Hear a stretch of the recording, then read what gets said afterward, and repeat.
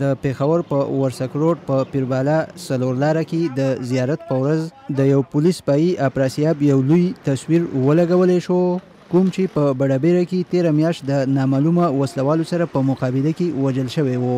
او هغه ته د خپل کلي خلکو د عقیدت پیرزونې وړاندې کړې. د اپراسیاب سپینګیري پلار اورنګزیب مشال ریډیو ته وویل چې د اپراسیاب د واده لپاره هغوی ټولې تیاریانې کړې وې او د لوی اختر وروستو د هغه واده و. د ده جي تیار وادو د اختر نه وروستو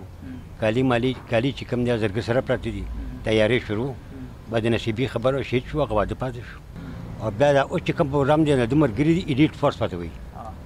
د دوی هلته سټو دی د هغوی یو خپل پروګرام دی هغه دپاره د هغه جو فوټو جوړ کړی دی د هغې دپاره دلته پروګرام دی. بل دا چې زموږ د علاقې مخکې هم ډېرې قربانۍ ورکړې وي زموږ خاندان هم ډېرې قربانۍ ورکړې وي او انشاءالله چې بیا به هم ورکوو خو په دې ملک کې په دې خاوره باندې به انشاءالله امن راولو. اپراسیاب په ورسک روډ د پنامډیرۍ د کلي اوسیدونکی و او د پنامډیرۍ ځایي مشرانو په پیربالا چوک کې د تصویر د لګولو په دستوره کې اپراسیاب ته د عقیدت پیرزونې وړاندې کړې او د دوی وینا وه چې د وسلوالو سره په مقابله کې وژل شوي پولیس شهیدان دي او د دوی د قرباني به رنګ راوړي او په سیمه کې به امن قایمیږي. موږ د هغه دا مرګ چې دی مرګ نه ګڼو بلکې دا د هغه ژوند ګڼو دا د هغه یو شهادت ګڼو او زموږ د ټول قوم دپاره او د وطن دپاره د یو فخر خبره ده چې هغه خپل سر چاته ټیټ نه کو او چې کوم دهشتګردي ده. زما نوم محمد فیاض دی،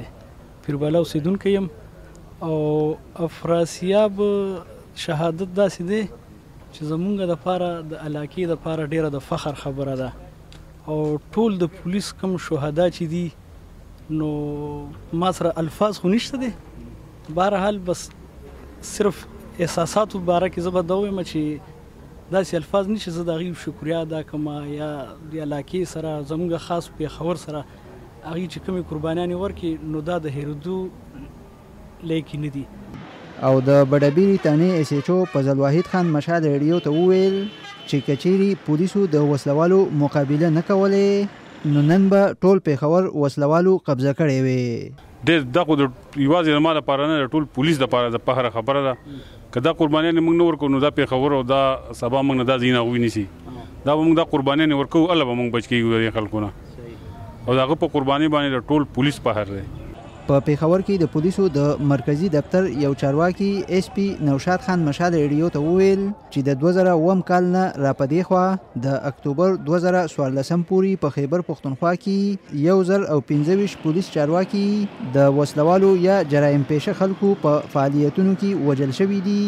په دې وژل شوي پولیسو کې د صفت غیور او ملک سعد او عابد علي پرنګ لوړپوړي پولیس افسران هم شامل دي او د دې وژل شوي زیاتره پولیسو د مرګ ذمہواري پاکستانی طالبانو قبوله کړې ده